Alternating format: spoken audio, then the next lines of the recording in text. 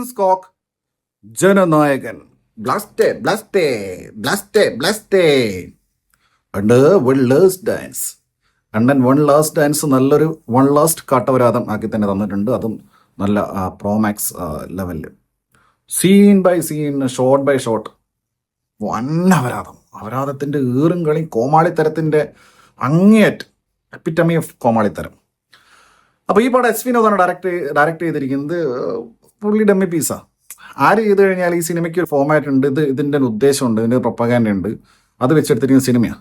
സ്ഥിരം രക്ഷകൻ പരിപാടി തന്നെ. പക്ഷേ ഇത് ഇദ്ദേഹം സി എം ആവുന്നതിന് മുൻപ് ടി വിക്ക് വേണ്ടിയിട്ട് എടുത്തിട്ടുള്ള സിനിമയാണ്. പക്ഷേ ഇത് തടഞ്ഞു വെച്ചുകൊണ്ട് ഇലക്ഷന് മുമ്പ് ഇത് പ്രദർശിപ്പിക്കാൻ പറ്റിയിട്ടില്ല എന്നുള്ളതാണ്. ഇപ്പോൾ ഈ സിനിമ കണ്ട മനസ്സിലാവും എന്തുകൊണ്ടാണ് അന്ന് തടഞ്ഞതെന്ന്. അപ്പോൾ സംഭവം എന്താണെന്ന് വെച്ച് കഴിഞ്ഞാൽ പിന്നെ കുറേ മാഷപ്സാണ്. അദ്ദേഹം പല രീതിയിൽ രക്ഷകൻ, അദ്ദേഹം കാട്ടുവാസി എന്നൊക്കെ പറയാനുണ്ട്, കാട്ടുച്ചാമി എന്ന് പറഞ്ഞിട്ട് അങ്ങനത്തെ ഒരു സാധനം, കാടിൻ്റെ മക്കളെ രക്ഷിക്കുന്ന ഒരു സംഭവം ഇപ്പുറം, പിന്നെ പോലീസായിട്ട് ജനങ്ങളെ രക്ഷിക്കുന്ന പരിപാടി. എന്നിട്ട് പോലീസുകാരൻ്റെ പിന്നെ ഫോട്ടോ കൊടിയാക്കിയിട്ട് തമിഴ്നാട് മൊത്തം ടി വിക്ക് ഉദ്ദേശിച്ചിരിക്കുന്നത്, അല്ല ഏതെങ്കിലും പോലീസുകാരൻ്റെ കൊടി പിന്നെ അടിച്ചിട്ട് ഇങ്ങനെ ഏതെങ്കിലും നാട്ടിലുണ്ട് അങ്ങനെ. അപ്പോൾ അതിൽ ലോജിക്കൊന്നുമില്ല. ഇങ്ങനെ കുറേ പ്രൊപ്പഗാൻഡയുടെ ഭാഗമായിട്ട് സോങ്സും പ്രൊപ്പഗാൻഡ സോങ്സാണ്. സോങ്സ് പ്ലേസ് ചെയ്തിരിക്കുന്നത് സീനായിട്ട് യാതൊരു ബന്ധമില്ല. ഇപ്പോൾ എക്സാമ്പിൾ പറയുകയാണെങ്കിൽ ബ്ലാസ്റ്റ് സോങ് മമിത ബൈജു ഒരു ജോബ് അപ്ലിക്കേഷൻ സൈൻ ചെയ്തു. അതിൻ്റെ ആഘോഷമാണ് ബ്ലാസ്റ്റ് സോങ്. ആ സീനും ആ സോങ്ങും തമ്മിൽ ഒരു ബന്ധമില്ല. അങ്ങനെ തന്നെയാണ് ഞാൻ നേരത്തെ പറഞ്ഞ പോലീസുകാരൻ്റെ കൊടി വെച്ച് കാണിക്കുന്ന സോങ്ങും എല്ലാം അങ്ങനെ തന്നെ. പിന്നെ അനിരുദ്ധ് ആസ് ഓൾവേസ് സോങ്സ് പുള്ളി ഓൾറെഡി കത്തിച്ചാണ്. പിന്നെ സ്കോറും കിടുവാണ്. അത് മാത്രമേ ഉള്ളൂ ഇതിനകത്ത്. ബാക്കി തുടക്കത്തിലൊരു സീൻ കണ്ടപ്പോൾ തന്നെ മനസ്സിലായി, അദ്ദേഹം ജയിലിൽ ഒരു കിളവൻ, ഒരു പരട്ടക്കിളവന് ഉറക്കുപോയി. അപ്പോൾ താത്തയ്ക്ക് തൂങ്ങണം. ഉങ്ങൾക്ക് സക്കര വ്യാധി ഇരിക്കോ, ഉങ്ങൾക്ക് സക്കര വ്യാധി ഇരിക്കോ. അപ്പം നമ്മളെ സക്കര വ്യാധി താത്തേനെ പോലത്തെ ഒരു താത്ത പുള്ളിയെ തന്നെ ഇതിൽ കൊണ്ടുവന്നായിരുന്നു ഗസ്റ്റായിട്ട്. നല്ല കിടുവായിരുന്നു. അപ്പോൾ പുള്ളിയെ ഉറക്കാൻ വേണ്ടിയിട്ട് ഗുണ്ടകളോട് ആവശ്യപ്പെടാം. ഗുണ്ടകളെന്ന് പറഞ്ഞാൽ കോമഡി പീസുകൾ. അങ്ങനെ അത് കണ്ടപ്പോൾ തന്നെ തൊലിയിരിഞ്ഞു. പിന്നെ മനസ്സിലായി ഇത് മലങ്കൾട്ടായിട്ടേ കാണാൻ പറ്റുള്ളൂ. അല്ലെങ്കിൽ 3 മണിക്കൂർ ഇത് ഒരിക്കലും സഹിച്ച് ചെയ്യാൻ പറ്റില്ല, ഒരിക്കലും പറ്റൂല. ടോർച്ചറിങ് വെച്ചാൽ അൾട്ടിമേറ്റ് ടോർച്ചറിങ് ആയിരിക്കും. അപ്പം അതുകൊണ്ട് തന്നെ പിന്നെ മലങ്കൾട്ടായിട്ട് ഇത് കണ്ടങ്ങ് ചിരിച്ച്, കോമാളി തന്നെ ഉണ്ടെങ്കിൽ ചിരിച്ച്, അത്രേ ഉണ്ടായുള്ളൂ. ഇതിൽ ഒരുപാട് ആൾക്കാരുണ്ട്. ഇതിൽ നമ്മുടെ മക്കൾ സെൽവി, അമിതാ ബൈജു ഉണ്ട്. അമിതാ ബൈജുവിൻ്റെ കുട്ടിക്കാലം കാണിക്കാൻ തന്നെ ക്രിഞ്ച, സൂപ്പർമാൻ എന്നൊക്കെ വിളിച്ചിട്ട് വിജയനെ. അത് കഴിഞ്ഞിട്ട് അമിതാ ബൈജു വലുതായപ്പം പിന്നെ ക്യൂട്ട്നെസ്സും. പിന്നെ ഇതിൽ ഒരു സാധനം കണ്ടുപിടിച്ചിട്ടുണ്ട്, ഫിയർ ഫോബിയ.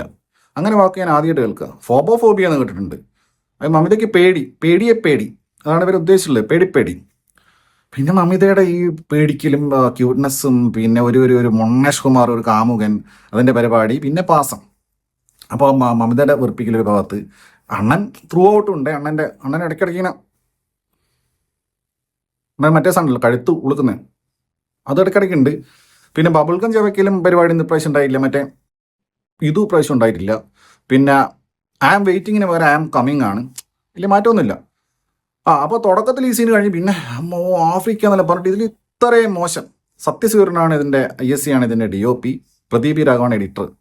ഇത്രയും മോശം, ഒരു ടെക്നിക്കലി മോശപ്പെട്ടൊരു സിനിമ, അത്രയും മോശം. അതിൽ തന്നെ VFX എടുത്ത് പറയണം. പക്ക AI ക്രിയേറ്റഡ് വീഡിയോസ് അല്ലെങ്കിൽ വീഡിയോ ഗെയിംസ്, അങ്ങനത്തെ പരിപാടി. ക്ലൈമാക്സിൽ കാണാം സൈഫയെ പോലെ റോബോട്ട്സും യന്ത്രന്മാരൊക്കെ വന്നിട്ട് പറക്കുന്ന ഡ്രോൺസ്, എന്തൊക്കെയോ. ലാസ്റ്റിൽ തരമണിക്കൂറൊക്കെ പറഞ്ഞാൽ നിങ്ങൾ കാണേണ്ട പരിപാടികളാണ്. ഇതിൽ ഏറ്റവും വലിയ കോമഡി പീസ് ബോബി ഡിയോളാണ്. MM അദ്ദേഹം പോലീസ് ഓഫീസറാണ്. എന്നിട്ട് പിന്നെ അദ്ദേഹം പിന്നെ വില്ലനുമാണ്. എന്തൊക്കെയോ കാണിക്കുന്നത് MM-ന്. ഇദ്ദേഹത്തിൻ്റെ മുഖം എപ്പോഴും ചളുക്കി വെച്ച പോലെ ബോബി ഡിയോളിൻ്റെ. മിക്ക സിനിമകളിൽ അങ്ങനെയാണ് ഈ അടുത്തായിട്ട് വില്ലനായിട്ട് അഭിനയിക്കുന്നത്. ഇതിൽ ഫുൾ ടൈം അങ്ങനെ. ഇയാളെ ട്രൗസർ നിർത്തുന്ന ഒരു സീനൊക്കെ ഉണ്ട്, ചിരിച്ചു മരിച്ച്. പ്രകാശ് രാജ് ആണ് സ്റ്റാലിൻ്റെ അസംബ്ലൻസ് ഉള്ള നേതാവായിട്ടുള്ളത്. അതിൽ കുറേ പൊളിറ്റിക്കൽ ഡയലോഗ്സ്, അണ്ണന്മാർക്ക് കൈയടിക്കാനുള്ളതും വിസിലടിക്കാനുള്ള കുറേ സാധനമുണ്ട്. പിന്നെ ഈവൻ കരുണാനിധിയുടെ റിസംബ്ലൻസ് ഉള്ള ഒരാളെ കാണിക്കുന്നുണ്ട്. MGR ഉണ്ട്. MGR-നെ പിന്നെ സപ്പോർട്ടാണല്ലോ. അതുകൊണ്ട് ഞാനാണ് ഇട്ടാൽ എന്നുള്ള സോങ്ങെല്ലാം വെച്ച് ചാട്ടവറൊക്കെ വെച്ച് വിജയും MGR ഒരു സൈഡിൽ, മറ്റേ സൈഡിലുള്ള സാധനം, അങ്ങനത്തെ റെപ്ലിക്കേഴ്സും അങ്ങനെ കുറേ പരിപാടികൾ ചെയ്തു വെച്ചിട്ടുണ്ട്.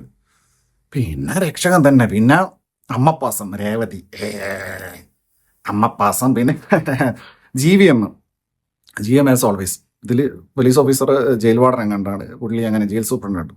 അങ്ങനെ പുള്ളി ഒരു വശത്ത്.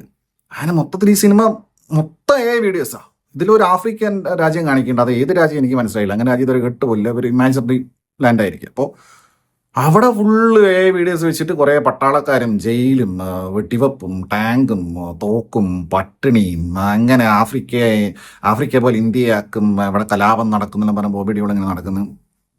അങ്ങനെ കുറേ സമയം ആ സംഭവം 1.5 മണിക്കൂർ അങ്ങനെ അത് പോയി.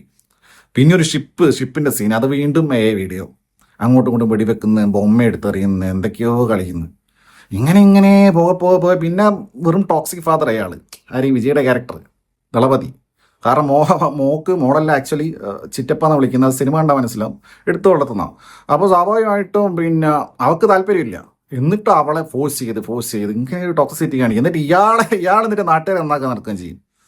ഇതിൽ ഗുഡ് ടച്ച് ബാഡ് ടച്ചിനെ കുറിച്ചുള്ള ഒരു പ്രസംഗമൊക്കെ ഉണ്ട് സ്റ്റേജിൽ കയറിയിട്ട്. വിജയുടെ ആ കോണ്ടെക്സ്റ്റ് എങ്ങനെയാണ് ക്രിയേറ്റ് ചെയ്ത് കണ്ടാൽ തന്നെ ചിരിച്ചു മരിക്കും. അതിനിടയ്ക്ക് മിലിറ്ററി ട്രെയിനിങ് ക്യാമ്പിൽ കൊണ്ടുപോവാ, എന്തോ സാധാരണ LKG സ്കൂളിൽ ചേർക്കാൻ കൊണ്ടുപോലെ കൊണ്ടുപോയിട്ട് അവിടെ നിന്നുള്ള സീൻസ് അയ്യോ അവിടെ നിന്ന് പിന്നെ പട്ടാളക്കാരൻ. പിന്നെ ഇതിൽ മിസോജിന് സ്ത്രീവിരുദ്ധതയ്ക്കെതിരെ ക്യാപ്സ്യൂൾസാണ് ഇടയ്ക്കിടയ്ക്ക്. സ്ത്രീ തബലയല്ല എന്നെല്ലാം പറഞ്ഞിട്ട് ക്യാപ്സ്യൂൾസ് അടിച്ചു വിടുക. അത് മൊത്തത്തിൽ ഇദ്ദേഹം റിയൽ ലൈഫിൽ സ്റ്റേജിൽ പ്രസംഗിക്കുന്ന കാര്യങ്ങൾ, പറയാൻ ആഗ്രഹിക്കുന്ന കാര്യങ്ങളൊക്കെ തന്നെ ഈ സിനിമയിലേക്ക് ഇൻകോർപ്പറേറ്റ് ചെയ്തിട്ട് ഉണ്ടാക്കിയെടുത്തിരിക്കുന്ന പച്ചക്കാട്ടവരാതാണത്. നാസർ, പ്രിയാമണി, നരയൻ, അങ്ങനെ കുറേ പേരുണ്ട്, പൂജ ഹെഡ്ഗെ, അവരുടെ കാര്യം പറയണ്ടല്ലോ, എല്ലാ സിനിമയിലും വെറുപ്പിക്കലാണ്. ഇതിൽ അതുപോലെ തന്നെ മമിതയുടെ കൂടെ മത്സരിച്ച് വെറുപ്പിക്കില്ല. പിന്നെ ഇതിൽ വേറെ സീനുണ്ട്, പാകിസ്ഥാൻ കാണിക്കും. ഇപ്പോൾ പാകിസ്ഥാനാണെന്ന് കാണിക്കാൻ വേണ്ടി പാകിസ്ഥാനിലെ വലിയൊരു മല മൊത്തം പാകിസ്ഥാൻ്റെ കൊടി പെയിൻറ് ചെയ്ത് വെച്ചേക്കുന്നു. അതൊക്കെ VFX ചെയ്തെടുത്താ.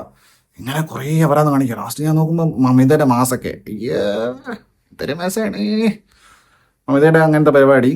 എന്തായാലും പിന്നെ ഇദ്ദേഹത്തിൻ്റെ കോൺഫിഡൻസ് സമ്മതിച്ചു കൊടുത്തേ പറ്റൂ. പിന്നെ വേറെ ഒന്നുണ്ട്, ഹിന്ദു മുസ്ലിം ക്രിസ്ത്യൻസ് എല്ലാം പറഞ്ഞിട്ട് കുറേ ആൾക്കാർ തോക്കലെടുത്ത് ഓടുന്നുണ്ട് അവസാനം. ലാസ്റ്റ് പിന്നെ ഇത് തമിഴ്നാടാണ്, ഇവിടെ ഒന്നും നടക്കൂല എന്ന് പറഞ്ഞിട്ട് മൊത്തത്തിൽ ആ ഒരു ട്രാക്കാണ്.